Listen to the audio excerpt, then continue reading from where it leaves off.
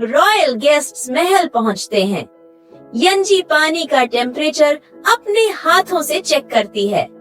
गिलगम डर रही होती है कि हाथ जल जाएगा, लेकिन यंजी का अंदाजा बिल्कुल सही होता है।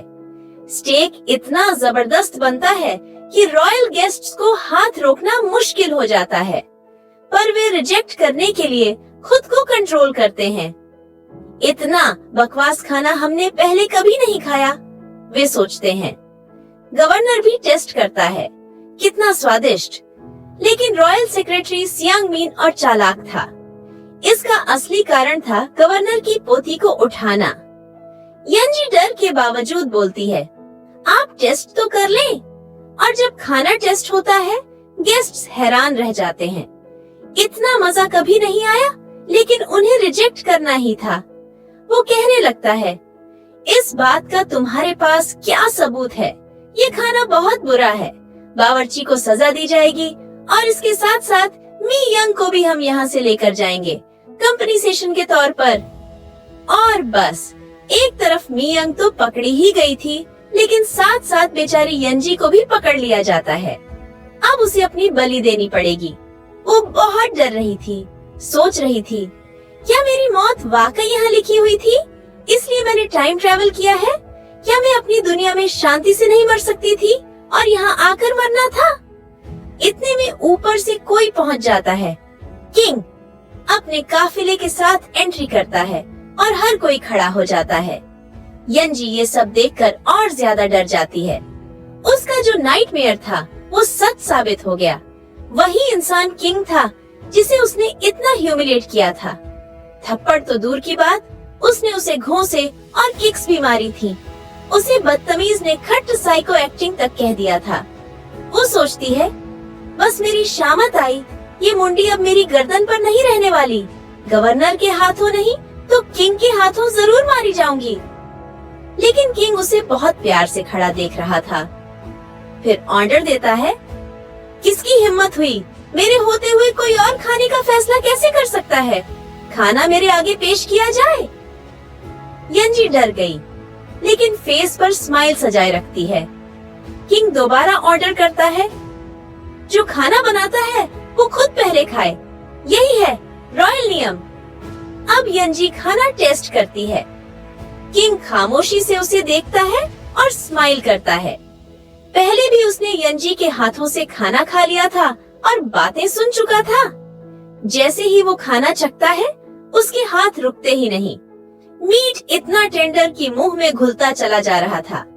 स्पाइसेस का मिक्सचर उसकी सेंसेस को हिला देता है।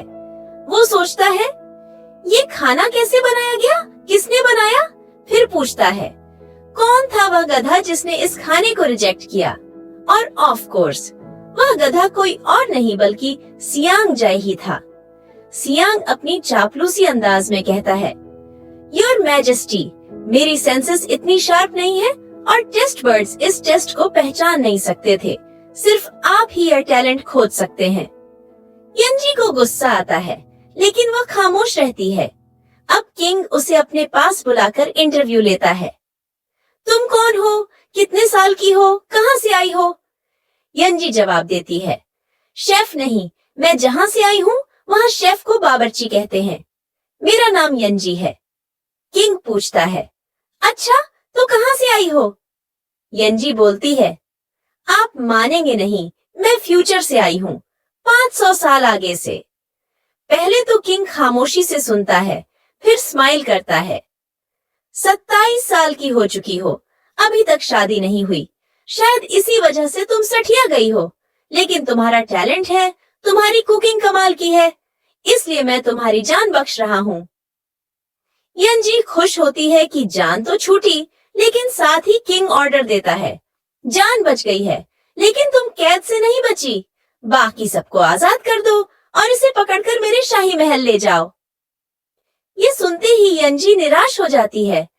वहां से जाते जाते उसे मियंग के बारे में भी बातें सुनने को मिलती हैं। किंग मियंग को अपने साथ ले जाना चाहता है। यंजी सोचती है, शायद यही वही वाकया था जिससे किंग के खिलाफ बगावत शुरू हुई। कितनी घिरी हुई सोच वाला इंसान है, एक लड़की के पीछे अपने पूरे एम्पायर में बगावत कराएगा। लेकिन सच में किंग सियांग में कोई इंटरेस्ट नहीं रखता था। वह सिर्फ बदला लेना चाहता था। यंजी अब फिर से कैद में तड़प रही थी। उसकी बेस्टी गिलगम कहती है, शायद तुम मेरा विश्वास नहीं करोगी, मुझे पागल बोलोगी, लेकिन मैं भविष्य से आई हूँ। गिलगम मुस्कुराकर कहती है, क्यों नहीं करूंगी? 100% आपका विश्वास करूंगी। आपको देखा है, रंग ढंग हर चीज अलग है। आप इस दुनिया की नहीं हो। यंजी को खुशी होती है कि कोई उसे समझ सकता है। साथ ही उसे याद आता है कि वो वही किताब है जिससे उसने इस दुनिया में टाइम ट्रेवल किया। वही किताब उसकी अपनी दुनिया में वापसी का रास्ता बनेगी। यंजी गिलगम से कहती है, मुझे हर हाल में मेरा बैग चाहिए जो खाई में गिर गया था। उसमें एक चीज है जो मुझे मेरी दुनिया में वापस ले जा सकती है। अब नेक्स्ट क्या होगा? स्टे कनेक्टेड, लाइक, शेयर और सब्सक्राइब।